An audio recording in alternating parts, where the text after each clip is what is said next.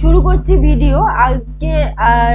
এটাও ইতিহাসেরই একটি ভিডিও এবং ইতিহাসের প্রথম চ্যাপ্টার যেটা আমি পড়াচ্ছিলাম ক্লাস 10 এর ভিডিও। আমি প্রথমেই বলি, আমি আমার আমার এই চ্যানেলে আমি আমার ক্লাস 10 এর সমস্ত স্টুডেন্টদের ওয়েলকাম জানাই।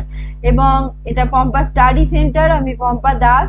বিগত বেশ কিছুদিন ধরে আমি ইতিহাস, ভূগোল, বাংলা পড়াচ্ছি ক্লাস 8, 9, 10 স্টুডেন্টদের। এবং এখানে আমি ভিডিও করে সেই ভিডিও আপলোড করি। তারা যদি কমেন্ট বক্সে কোনো কোশ্চেন থাকে তারা বলতে পারে, সেখানে আমি উত্তর বলে দেবো অবশ্যই অন্য ভিডিওতে, ঠিক আছে। এবং আজকের যে বিষয় সেটা হচ্ছে ইতিহাস, এবং ইতিহাসের প্রথম চ্যাপ্টারটা আমি পড়াচ্ছিলাম। যারা দেখোনি এর আগের ভিডিওটা দেখে নিও।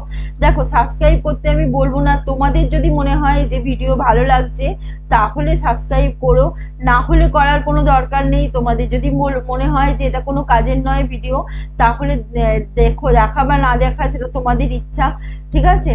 এবং যারা দেখছে, যে মুষ্টিমেয় কয়েকজন দেখছে, তাদের জন্য বলতে পারো এই ভিডিওগুলো করা। এবং সেটুকুতেও আমার তৃপ্তি হয়, আনন্দ হয়। আচ্ছা, আসছি ইতিহাসের বিষয়। ইতিহাসের প্রথম চ্যাপ্টার হচ্ছে ইতিহাসের ধারণা।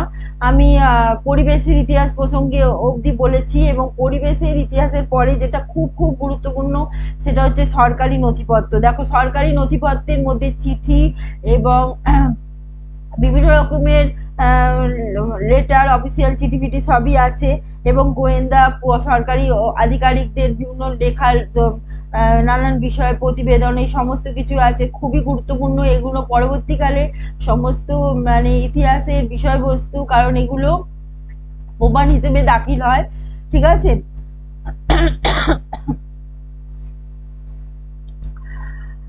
যেমন নীল কমিশনের রিপোর্ট, ঠিক আছে, নীল চাষ বিষয়, বাংলার কৃষকের যে আন্দোলন সেটাকে প্রমাণ করে। এবং এছাড়া আরো অনেক কিছু আছে, যেমন কার্জনের চিঠি। তারপরে তোমরা শুনেছো, তোমরা এর আগেও পড়েছিলে যে লর্ড আমহার্স্টকে চিঠি লেখা হয়েছিল 11 দফার পত্র, সেটা লিখেছিলেন রাজা রামমোহন রায়।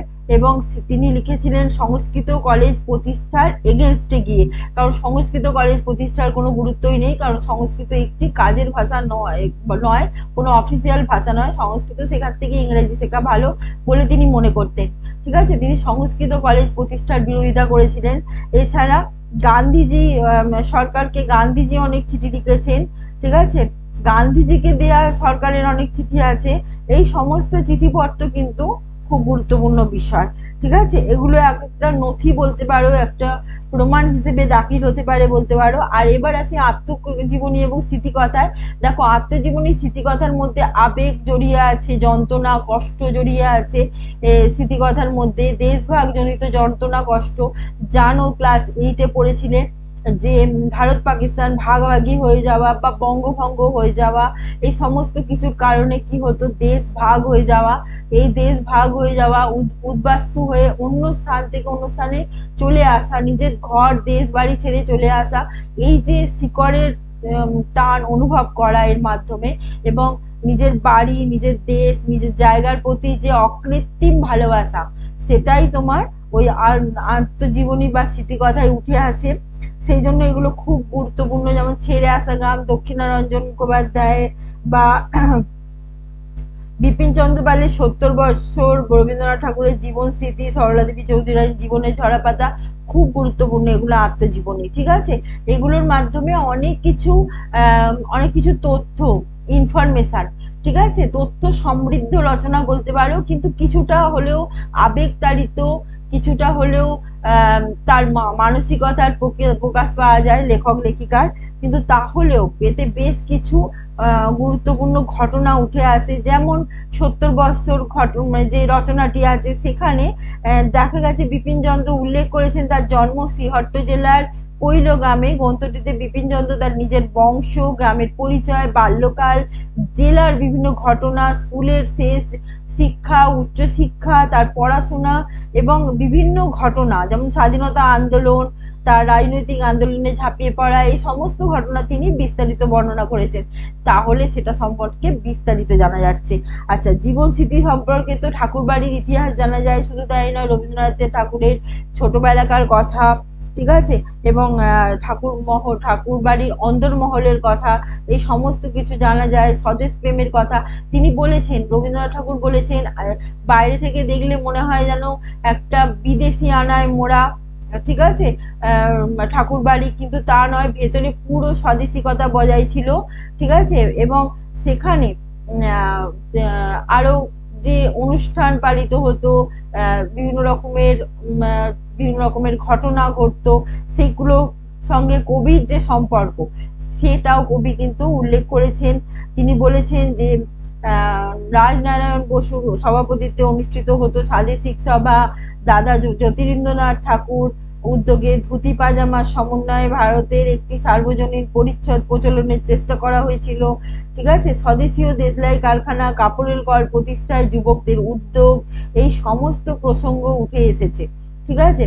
আচ্ছা, এবার জীবনের ঝরাপাতা দেখো, সরলা দেবী চৌধুরানী হচ্ছেন রবীন্দ্রনাথ ঠাকুরের বড় বোনের মেয়ে, এবং সেই কারণে ঠাকুরবাড়ির সাংস্কৃতিক চর্চা, শিশু সদস্যদের একসঙ্গে বাড়তে থাকা, ঈশ্বর ভাবনা, সমস্ত কিছু ঠাকুরবাড়ির ঘটনা তার এই রচনায় উঠে এসছে, যেটা হচ্ছে জীবনের ঝরাপাতা।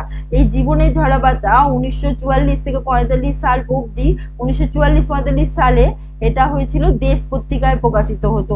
তখনকার দিনে ম্যাক্সিমাম বেশিরভাগ রচনায় পত্রিকায় প্রকাশিত হতো, কারণ রবীন্দ্রনাথ ঠাকুরের সব উপন্যাসই হিতবাদী, প্রবাসী, ভারতী, এই সমস্ত সবুজপত্র সব পত্রিকাগুলোতে প্রকাশিত হতো, ঠিক আছে। পরবর্তীকালে ওগুলো গ্রন্থাগারে বেরোয়, ঠিক আছে।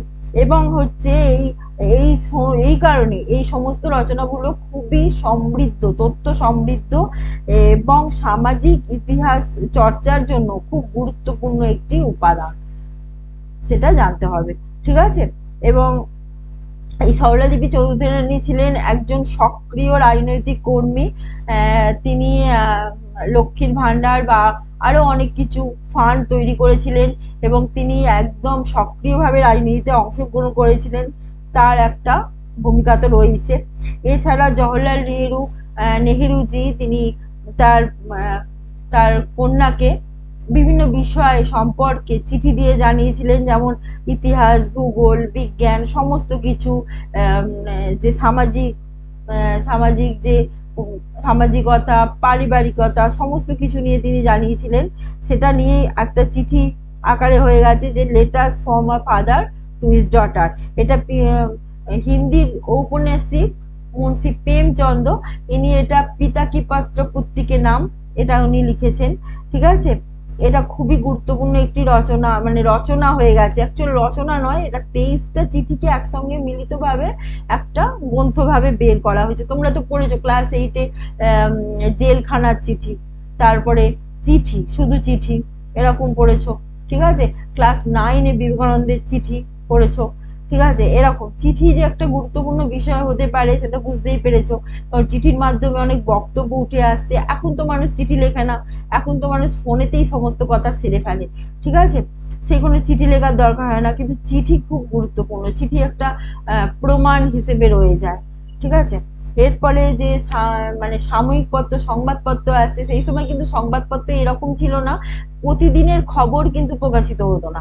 সংবাদপত্র ছিল মাসিক, প্রাক্ষিক, নাহলে 3 মাসে অন্তর একবার বেরোতো, বা 2 মাসের অন্তর একবার বেরোতো, এইরকম, ঠিক আছে। সেই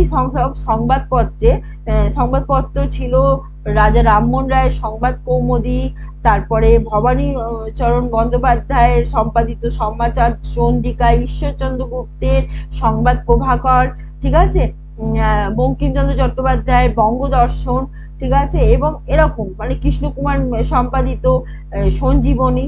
এবং বঙ্গদর্শন যে পত্রিকাটি বঙ্কিমচন্দ্র চট্টোপাধ্যায় 1872 সালে প্রকাশ করেন, সেই 1872 সালে তিনি ছিলেন এটা সম্পাদক, এবং তিনি এখানে সমকালীন রাজনীতি, অর্থনীতি, ইতিহাস, সমাজতত্ত্ব, পুরাতত্ত্ব, দর্শন, বিজ্ঞান, সাহিত্য, সমস্ত কিছু নিয়ে এখানে আলোচনা করতেন, এবং বিভিন্ন দৃষ্টিকোণ থেকে মানুষকে বোঝাতে চেষ্টা করতেন যে সেই বিষয়গুলো কিরকম হওয়া উচিত, কিরকম হয়, ঠিক আছে।